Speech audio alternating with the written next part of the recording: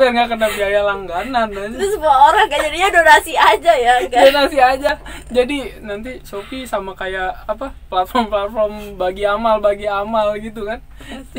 Tapi ya itu sih karena perhitungannya, entah ini gue yang salah apa enggak ya, karena perhitungannya tuh yaitu setiap transaksi itu dibayar 1.000. Nah untungnya, ini ada untungnya juga sih. Gue sempat baca-baca kan, meskipun gue protes, tapi ada skema yang gue kayak, oh ya udahlah, masih mentolerir, tapi dengan syarat lu belanja di banyak toko di Shopee.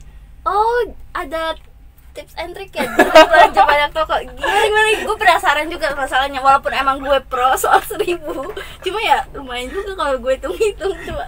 Iya, jadi tadi tuh gue sempat nemuin tipsnya gitu. Karena perhitungannya tuh gini, kalau misalkan lu belanja di satu toko, kasarnya ini belanja 100.000, nah nanti tuh bayarnya akan 101.000, ya kan? Tapi sedangkan kalau misalkan di 2 toko, skema pembayarannya tuh gini, kayak di toko A jumlah pembayarannya berapa, toko B berapa, nanti diakumulasi, habis itu ditambah 1.000. Jadi lu belanja 2 produk kasarnya dari 2 toko, itu bayar biaya langganannya tuh tetap 1.000. Jadi mending lu belanja dari berapa sih Shopee maksimalnya? Ada maksimal nggak ada ya. Jadi kayak, nah itu kalau misalkan kalian sering belanja di Shopee, kayaknya itu menarik sih untuk dilakukan ya, sebagai salah satu tips ngakalin yang namanya biaya langganan nih buat orang-orang kayak gue.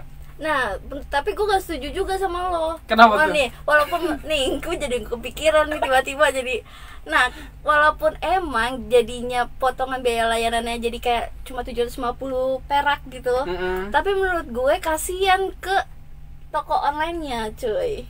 Oh, iya, mereka tuh pasti mengharapkan kan ada pelanggan. Terus kita jadinya karena ada tips tersebut, terus tiba-tiba kayak main cancel aja, yang penting gue 2 tapi ada potongan cuma 250 perak kan, kasihan juga. Iya juga sih. Nah itu juga ngomongin soal pembatalan ya, ini ya, pembatalan juga bisa tuh jadi tips. Cuma ya itu sih, kalau gue tuh dari tadi tuh gimana caranya nih aturan baru Shopee tuh bisa diakalin kasarnya gitu. Iya sih, bisa. Yang namanya gue apa ya, kayak 1.000 tuh berat buat gue pribadi. Jadi gimana caranya, ini emang agak sedikit tricky dan nakal lah. Mungkin kalau misalkan untuk kita yang tinggal kayak di ibu kota gitu, 1.000 mungkin bukanlah hal yang gede lah atau yang masalah gitu. Benar. Tapi kan beda ya, ini tuh pengguna Shopee tuh di seluruh Indonesia cuy. Benar. Iya kan, pasti banyak juga dari kelas atas, menengah, sampai ke bawah pun juga ada gitu.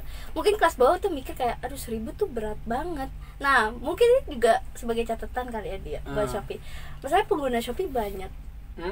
Gue juga baca di salah satu tweet, pengguna tuh udah banyak. Terus kalau kita ditagih 1.000, itu udah berapa banyak yang dia dapat? Nah itu dia. Makanya gue juga kan mental gratisan ya.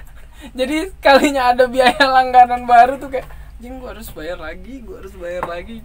Ya itu mental sih, balik lagi ke masing-masing. Tapi dari 1.000, kalau misalkan Shopee ada transaksinya berjuta-juta kali ya sehari. Makanya kalau misalkan menurut saran gue, nggak serius saran gue, mungkin emang gimana ya, paling di bawah 1.000 lah, gope aja gitu.